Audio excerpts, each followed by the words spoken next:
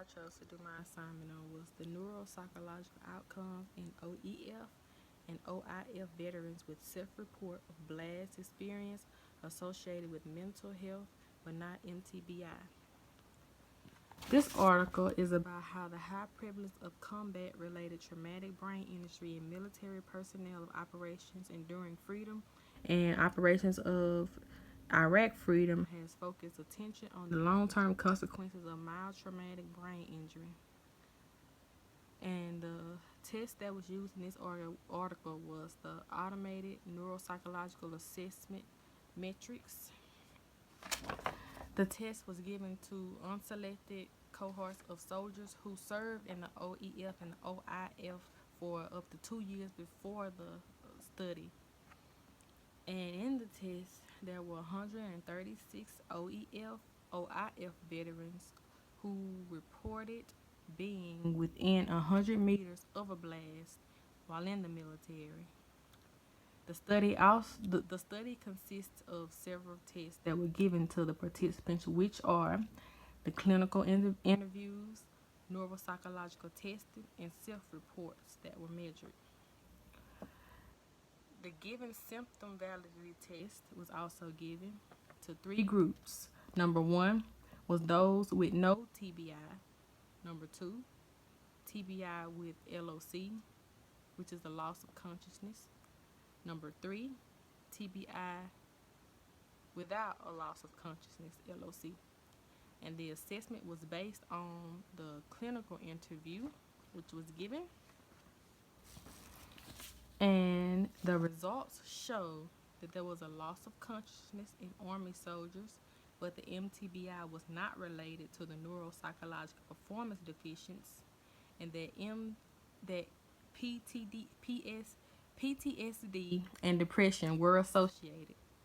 There were also results that showed that assessment was not inferior to the performance of neuropsychological testing of the memory.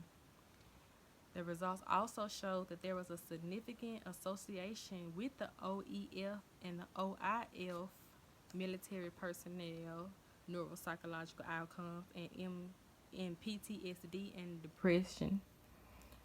And some more results show that number 1, mental health association with worse performance in no TBI and TBI with LOC. So there was mental health association with bad performance in those who had no TBI and those who had TBI with the loss of consciousness. More results show that there were no mental health association with worse performance found in those who had TBI without a loss of consciousness.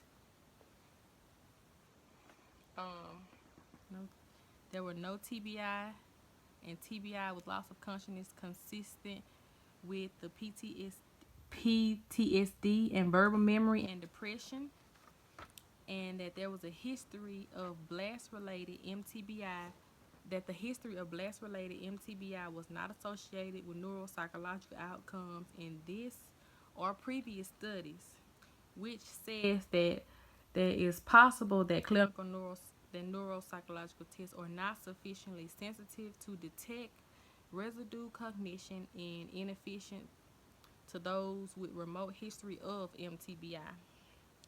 There were several strengths and weaknesses found in this article.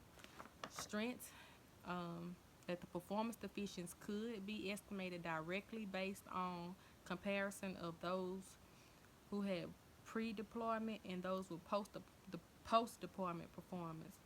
Weaknesses say that the study and the test did not capture individuals with MTBI without LOC, which is the loss of consciousness. An improvement that was listed says that there is a need for studies using clinical neuropsychological tests of memory and executive functioning. I found this article to be interesting because my grandfather was in the military and he too has a hard time of talking about it and suffers from post-deployment depression.